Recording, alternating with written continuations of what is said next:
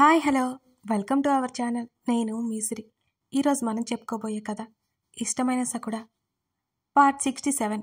కథలోకి వెళ్ళబోయే ముందు లైక్ చేయండి. చేస్తారు కదా, జస్ట్ 1 సెకండ్. ఇక కథలోకి వెళ్దాం. అతని పట్టుకి నొప్పితో కన్నీళ్లు తిరిగే ధరణికి ఏమీ పట్టినట్టే కఠినంగా ఉన్నాడు. వాడు ఏం చేయమన్నా చేస్తావా అని అరిచాడు.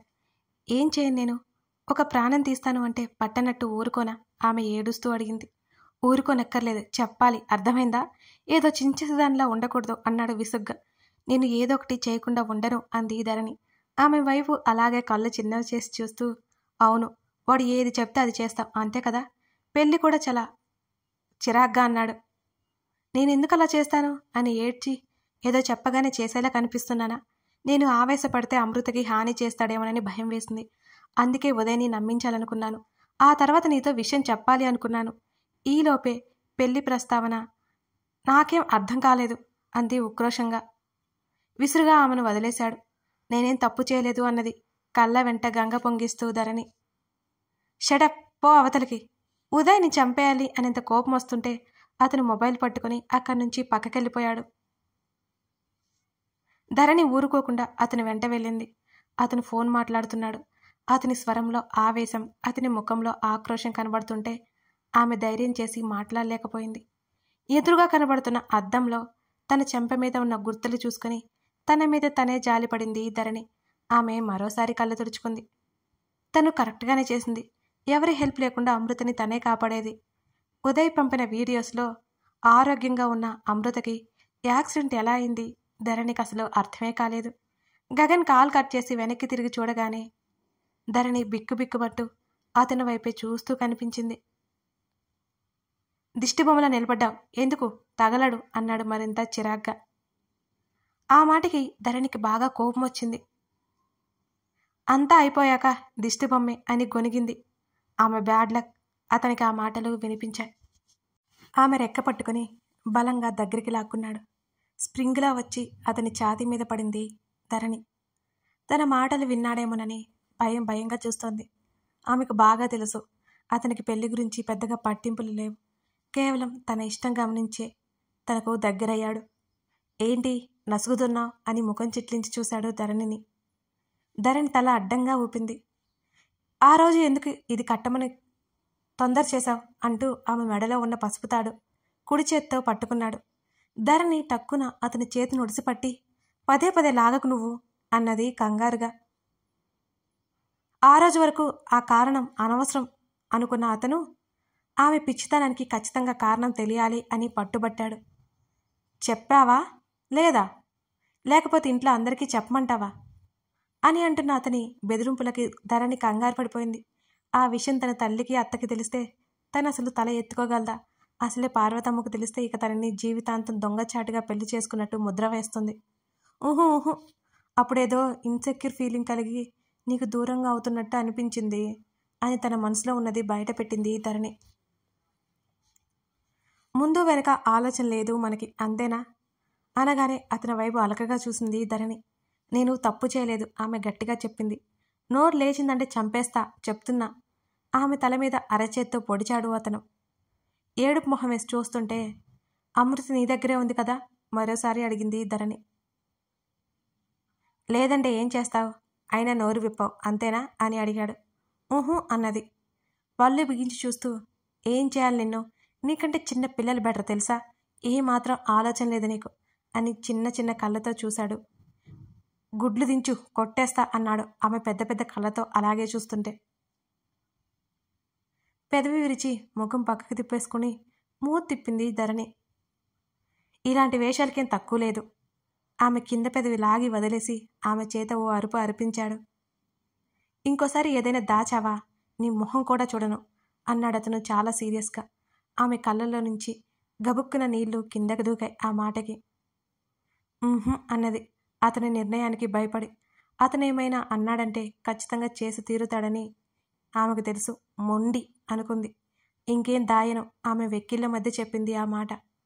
నడు ఆమె రెక్క పట్టుకుని బయటికి లాక్కెళ్ళాడు గగన్. డిన్నర్కి కదా వచ్చాం అంటూ అతను చూసిన చూపులకి నోటికి జిప్పు వేసింది ధరణి. సారీ అంది. అతను పట్టించుకోలేదు.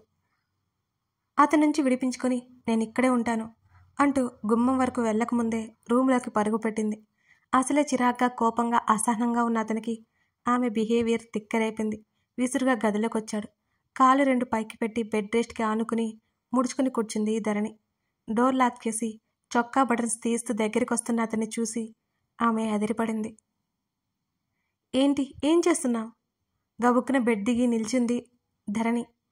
బుద్ధిగా వెళ్ళేవని వెనక్కి రప్పించావు, అనుభవించు అంటూ ఆమె వద్దకి అతను నడుస్తుంటే ఊరికే వచ్చాను, వెళ్దాం అంటూ మరి ఓ వెర్రి నవ్వు నవ్వి ఏడుపు మొహం వేసింది ధరణి. అతను అత్యంత చేరువ కాగానే కంగారుగా వెనక్కి జరిగి గోడ తగిలి ఆగిపోయింది ధరణి. అతని చొక్కా పూర్తిగా అతని నుంచి దూరం జరిగి అతని దృఢమైన ఛాతీ మీద నల్లటి కట్ బనియన్ అతని దేహానికి మరింత ఆకర్షణీయంగా మారింది. ఆమె గొంతు తడారిపోతుంటే గుటకలు మింగింది. ఆమెకి ఇరువైపు చేతులు వేసి అడ్డుపెట్టాడు. ముఖం పక్కకు పెట్టి ఊపిరి బిగబట్టింది ఆమె. మొన్న జరిగిన దానికే 4 రోజులు లేవలేదు. ఇక ఇప్పుడు ఎన్ని రోజులు మంచానికి అతుక్కోవాలో అనే భయం వేసింది ధరణికి. ఆమె మెడ దగ్గర అతని వెచ్చటి ఊపిరి వదిలి చెక్కిళ్ళ మీద మీసంతో రాశాడు మెల్లిగా. ఒక్కసారిగా ఆమె ఒళ్ళు జల్లుమనగా కళ్ళు గట్టిగా మూసేసింది ధరణి. ఆమె డ్రెస్ పట్టుకుని ఉన్న ఆమె చేతులు ఇంకా బిగుసుకున్నాయి. ఆమె మెడలో చున్నీ మునివేళ్లతో లాగి అతను జార విడిచాడు. ఆమె హృదయం మరింత భారంగా కదిలింది. ఆమె ఊపిరి తీసుకుంటున్న శబ్దం బయటకే వినపడుతోంది. ఆమె బుగ్గలు వత్తిపట్టి ముఖాన్ని తన వైపుకు తిప్పుకున్నాడు. కళ్ళు దించుకుని ఉంది ధరణి. ఆమె పెదవులు వణికిపోతున్నాయి. ఆమె ముఖాన్ని చూస్తూ మరోవైపు తిప్పి ఆమె కంఠం మీద అతను ముద్దు పెట్టుకున్నాడు. ఆమె చేయి అతని తల మీద చేరింది. అప్రయత్నంగా అతని తలని తన వైపుకు లాక్కుంది. ఆమె భుజాల మీద డ్రెస్ కిందకి తప్పించి ఆమె హృదయం మీదకి పెదవులు చేర్చాడు. ఆమె శరీరం ఎంతగా వణికిపోతుందో అర్థమవుతోంది అతనికి. ఆమె గడ్డం పట్టి ముఖాన్ని తన వైపుకు తిప్పి చూడిటు అన్నాడు లోగొంతుకతో. ఆమె చూడలేదు. అతని కళ్ళలోకి చూడలేకపోయింది. ఆమె గడ్డం పట్టి తల పైకెత్తాడు. నెమ్మదిగా కళ్ళెత్తి చూసింది ఆమె. ఆమె చేతులు ఇంకా అతని చుట్టూనే ఉన్నాయి. నెక్స్ట్ టైం నీ ఇంపార్టెన్స్ మరో విషయం అవ్వాలి, I will kill you idiot అని తీక్షణంగా చూస్తూ మరింత తీక్షణంగా చెప్పాడు. ఆమె పెద్ద పెద్ద కళ్ళతో అలాగే చూస్తుంటే అర్థమైందా అని అడిగాడు. ధరణి నిలువుగా తల ఊపింది. మరి ఏం అర్థమైంది?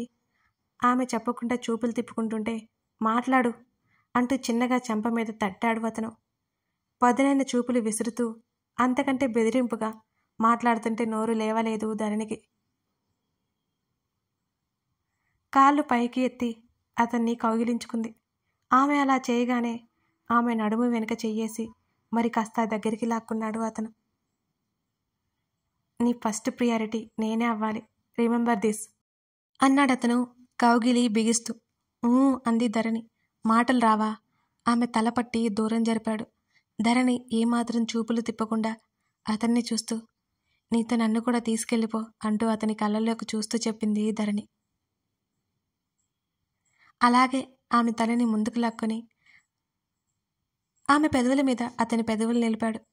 అతనేమాత్రం ఊహించిన విధంగా అతన్ని ముద్దాడి చిన్నపాటి షాక్ ఇచ్చి మరోసారి అతని మీద ప్రేమను తెలియజేసింది ధరణి. ఒకరి ఊపిరి మరొకరికి అందిపుచ్చుకుంటుండగా దగ్గరవ్వమని ఇరు శరీరాలు పోరు పెడుతుంటే ఆమెను బుక్కిరి బిక్కిరి చేస్తూ అతను వదిలాడు కష్టంగా. ఆయాసపడుతూ తల వెనక్కి తీసుకుంది ధరణి.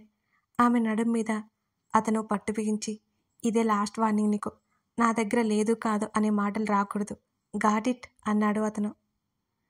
సమాధానం చెప్పకుండా మూతి తిప్పి దూరం జరుగుతుంటే మరోసారి ఆమె అదరాలతను అందుకున్నాడు వదల్లేక. ఈసారి ఆమె పెదవులు అతని దాటికి రక్తాన్ని స్రవించాయి. ఏడుపు మొహం పెట్టుకుంది ధరణి. మూగదానిలా బిహేవ్ చేశావంటే ఇలాగే ఉంటుంది అంటూ అతను దూరం జరిగాడు. షర్ట్ తగిలించుకుంటూ చూశాడు. చున్నీ వేసుకుని జుట్టు సరిచేసుకుంది.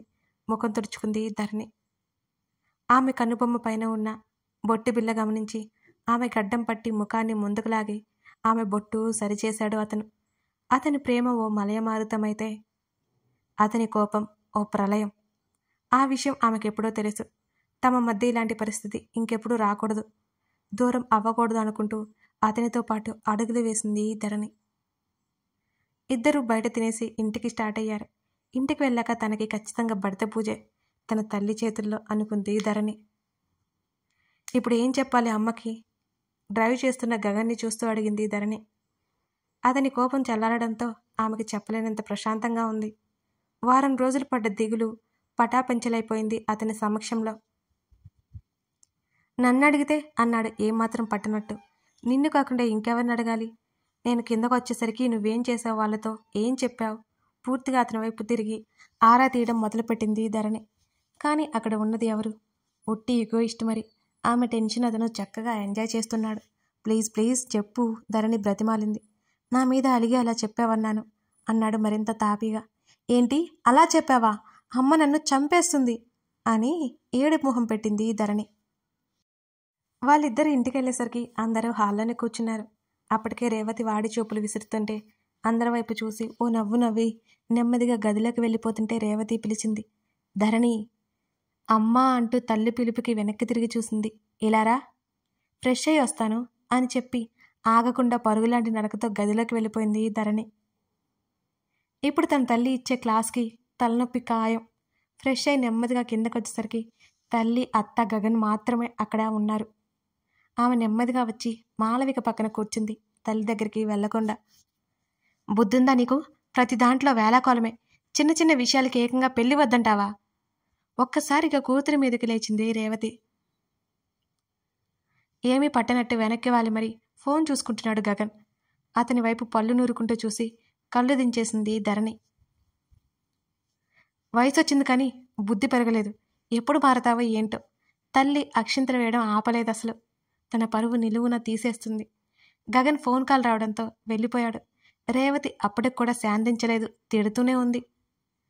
తన కూతురు చేసిన పని చిన్నదేం కాదు, వాళ్ళు కాబట్టి సరిపోయింది. వేరే వాళ్ళ దగ్గర అయితే తన పరువు ఏం కావాలి? ఇష్టం లేకపోతే అలా అందరిలో చెప్పొచ్చా? నెమ్మదిగా ఎవరి మనసు నొప్పించకుండా విషయం చెప్పాలి అనేది రేవతి ఉద్దేశం. అంతేకాదు, ఏదో విషయం మీద అలిగి పెళ్ళొద్దంటుందా? రేవతి ఉరిమి చూస్తూ మాట్లాడుతుంటే మాలవిక ఆపింది. నువ్వు ఎప్పుడు ఇంతే, మా అత్త మంచిది అంటూ మాలవిక మెడ చుట్టూ చేతులు వేసింది ధరణి. నీ మీద నాకొచ్చే కోపానికి దెబ్బలు పడతాయి చెప్తున్నా. అత్త అనగానే విక్కమొహం వేసి చూసింది మాలవిక. అత్తా అంది. నా కొడుకుని వద్దంటావా నువ్వు? మాలవిక కోపానికి బిక్కుబిక్కుమంటూ చూస్తూ అందరూ కోపిష్లే అని తిట్టుకుంది మనసులో. కొడుకు విషయం అనగానే అత్తకి ఏమి గుర్తుండదు. కొడుకునేమైనా అంటే చాలు ఊరుకోదు. అందులోనూ బాగా ఇరికించిపోయాడు తన్ని అనుకుంది ధరణి. సారీ అత్త, నాదేం తప్పులేదు అని గగన్ అక్కడెక్కడైనా ఉన్నాడేమోనని చుట్టూ ఒకసారి చూసి నన్ను పెళ్లి చేసుకోను అని చెప్పాడత్తా. ఇప్పుడు సడన్గా పెళ్ళి అంటే నాకు కోపం వస్తుందా లేదా అని అందరికీ వాళ్ళిద్దరికీ వినిపించేలా నెమ్మదిగా గొనిగింది ధరణి. నువ్వు కూడా అలాగే చెప్పాలి, ఒకవేళ నచ్చకపోతే. అంతేకాని ప్రతిసారి పెద్దవాళ్ళ ముందు అలా మాట్లాడకూడదు. సీరియస్గా చూసింది రేవతి. ఈ ఒక్కసారికి వదిలేస్తున్నా. ఇంకోసారి ఇలాంటి పనులు చేసావంటేనా ఊరుకోను. నా కొడుకు విషయంలో మాలవిక కూడా చెప్పడంతో గుండ్రంగా తలాడించింది ధరణి. వాళ్ళిద్దరూ వెళ్ళిపోయారు. పెద్ద తుఫాను వెలిసినట్టు అనిపించింది. ఇంతకీ తన మామయ్య డాడీ ఎక్కడున్నారు అనుకుంది ధరణి. చాలా రోజుల తర్వాత కలిశారు కదా, పార్టీ చేసుకుంటూ ఉండుంటారు అని నిట్టూర్చి ధరణి భుజాలు కదిలించి గదిలోకి నడిచింది. ఆమె వెళ్ళేసరికి ఆమె బెడ్ మీద చేతిని ఆసరాగా చేసుకుని ఒక పక్కకు తిరిగి పడుకుని మొబైల్ చూసుకుంటున్నాడు గగన్. అతడు పడుకున్న ఫోజ్ చూసి నోరు వెళ్ళబెట్టి ఎవరైనా చూస్తారేమోనని టక్కున డోర్ లాక్ చేసింది ధరణి. అప్పుడే తుఫాను వెలిసింది అనుకుంటుంటే ఇప్పుడే మొదలవుతుందని ఆమె అసలు ఊహించలేదు. ఏమైంది అల్లుడు అలా ఉన్నావు అని శివకుమార్ అడిగాడు. మామయ్య, తప్పు జరిగిపోయింది మామయ్య అని శివకుమార్ చేతులు పట్టుకున్నాడు ఉదయ్ చాలా కంగారు పడిపోతూ. ఏంటి మల్లుడు, ఏం మాట్లాడుతున్నావు నువ్వు? నాకేం అర్థం కావడం లేదు అని అయోమయంగా అన్నాడు శివకుమార్. ఫస్ట్ టైం నీ మాట వినకుండా నేను తొందరపడ్డాను మావయ్య అని అన్నాడు ఉదయ్ కాస్త కంగారుగా. ఏంటల్లుడు అని అనుమానంగా అడిగాడు శివకుమార్. అమృత నా దగ్గర లేదు అనగానే శివకుమార్ బ్రుకుటి ముడిపడింది. అమృత నీ దగ్గర లేదు? నా దగ్గర లేదు. ఎప్పుడో చంపేశాం కదా అని శివకుమార్ సీరియస్గా అడిగాడు. లేదన్నట్టు అడ్డంగా తలాడిస్తూ, లేదు మావయ్య, లేదు, నువ్వు చెప్పినట్లు నేను అమృతని చంపేలేదు. అల్లుడి మాటలకు గుడ్లు వెళ్ళబెట్టాడు శివకుమార్. ఏంటల్లుడు నువ్వు అనేది? ఆవేశంగా ఉదయ్ చొక్కా పట్టుకున్నాడు శివకుమార్. అవును మావయ్య, నువ్వు అమ్మాయిని చంపేమన్నావు, కానీ నేను ఆ పని చేయలేకపోయాను. ఆ అమ్మాయిని అడ్డు పెట్టుకుని ధరణిని సాధించాలి అనుకున్నాను. ఆ అమ్మాయిని బంధించి ఉంచాను అని వణుకుతున్న గొంతుతో చెప్పాడు ఉదయ్. ఉదయ్ని చంపేయాలనిపించింది ఆ క్షణం శివకుమార్కి. కష్టంగా కోపాన్ని అదుపు చేసుకుంటూ వదిలేశాడు. ఎంత పెద్ద పొరపాటు చేశావు అల్లుడు. ఆ మేటర్ గగన్ గాడికి తెలిస్తే మనకి పుట్టగతులు కూడా ఉండవు. ఆ అమ్మాయితో పీడ వదిలిపోవాలంటే చంపడమే మార్గం అని చెప్పాను కదా.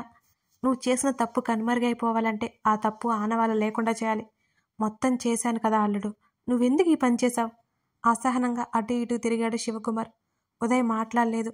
అమృత విషయం చెప్తే తన పరిస్థితి ఏంటి? ధరణి దగ్గరికి వెళ్ళినందుకు తనని చావబాదాడు. ఈ యాక్సిడెంట్ చేయించి మంచానికే పరిమితం చేశాడు. ఇప్పుడు ఈ పని చేశానని తెలిస్తే తనని బ్రతకనిస్తాడా? ఉదయ్కి చెమటలు పట్టాయి తలుచుకుంటేనే. అసలు ఆ అమ్మాయి ఎలా తప్పించుకుంది? సీరియస్గా అడిగాడు శివకుమార్. ఆ అమ్మాయి బ్రతకాలంటే ట్రీట్మెంట్ చేయాలని ఆంటీ చెప్పింది.